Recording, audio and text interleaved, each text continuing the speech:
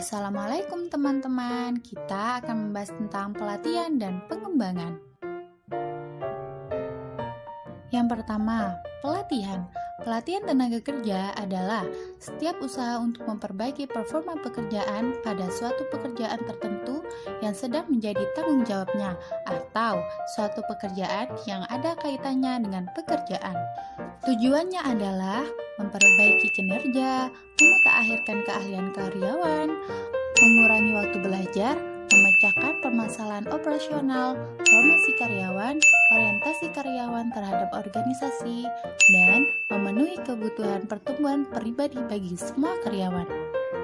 Adapun manfaat dari pelatihan, yang pertama, meningkatkan kuantitas dan kualitas produktivitas. Yang kedua, mengurangi waktu belajar yang diperlukan karyawan agar mencapai standar kinerja yang diterima. Yang ketiga, menciptakan sikap loyalitas dan kerjasama yang lebih menguntungkan. Yang keempat, memenuhi kebutuhan perencanaan SDM. Yang kelima, mengurangi jumlah dan biaya kecelakaan kerja. Yang keenam, membantu karyawan dalam peningkatan dan pengembangan pribadi mereka. Adapun metode menurut Bernardian dan Russell. Yang pertama, experiential method. Metode yang mengutamakan komunikasi luas, fleksibel, dan lebih dinamis. Metode ini biasanya digunakan untuk mengajarkan pengetahuan dan keterampilan. Yang kedua, informational method. Teknik yang dipakai metode ini antara lain kuliah, presentasi, audiovisual, dan self-direct learning. Tahap-tahap pelatihan. Yang pertama, penentuan kebutuhan latihan. Ada 3 macam penentuan kebutuhan. Yang pertama, general treatment need. Yang kedua, observable performance discrepancies. Yang ketiga, future human resource need. Lalu, yang kedua, desain program pelatihan. Jika pelatihan merupakan solusi terbaik, maka manajer atau supervisor menentukan program pelatihan yang tepat dan harus dijalankan.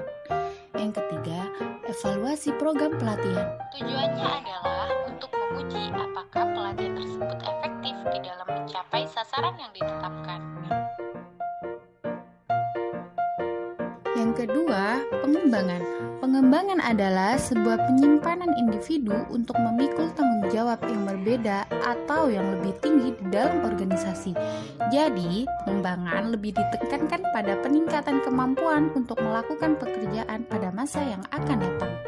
Manfaat pengembangan tenaga kerja antara lain peningkatan produktivitas kerja, terwujudnya hubungan yang kompak antara atasan dan bawahan, terjadinya proses pengambilan keputusan yang lebih cepat dan tepat, meningkatkan semangat kerja seluruh tenaga kerja dalam organisasi, mendorong sikap keterbukaan manajemen melalui penerapan gaya manajerial yang partisipatif, juga memperlancar jalannya komunikasi yang efektif dan pada gilirannya memperlancar proses perumusan kebijaksanaan organisasi dan operasionalistik, dan penyelesaian konflik secara fungsional yang dampaknya adalah tumbuh suburnya rasa persatuan dan suasana kekeluargaan di kalangan para anggota organisasi. Berikutnya, tahap-tahap pengembangan. Pengembangan tenaga kerja tertentu hanya diselenggarakan jika kebutuhan untuk itu memang ada. Ada 3 hal yang terlibat, meliputi satuan organisasi pengelola SDM, para manajer berbagai satuan kerja, dan para karyawan yang bersangkutan. Yang kedua, penentuan saran. Penentuan saran berguna sebagai tolak ukur yang menentukan berhasil atau tidaknya pengembangan, dan juga sebagai bahan dalam usaha menentukan langkah selanjutnya, seperti isi dan metode pengembangan yang digunakan.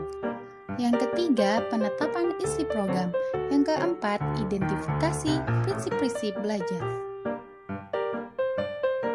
Yang kelima, pelaksanaan program meliputi pelatihan jabatan, rotasi pekerjaan, sistem magang, sistem ceramah, pelatihan vestibu, role playing, studi kasus, simulasi, pelatihan laboratorium, dan belajar sendiri.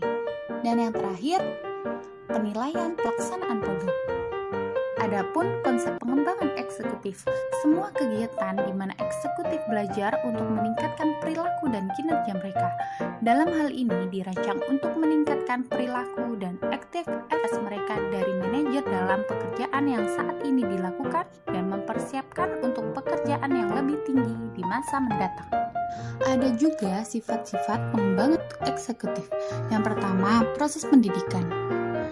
Pengembangan lebih mirip pendidikan daripada untuk pelatihan khusus dalam keterampilan.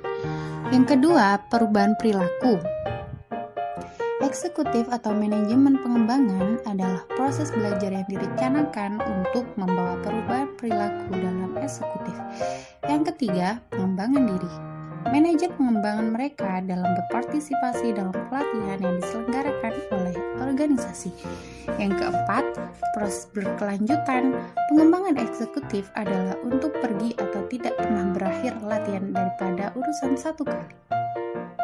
Sekian penjelasan pelatihan dan pengembangan dari kami. See you next time.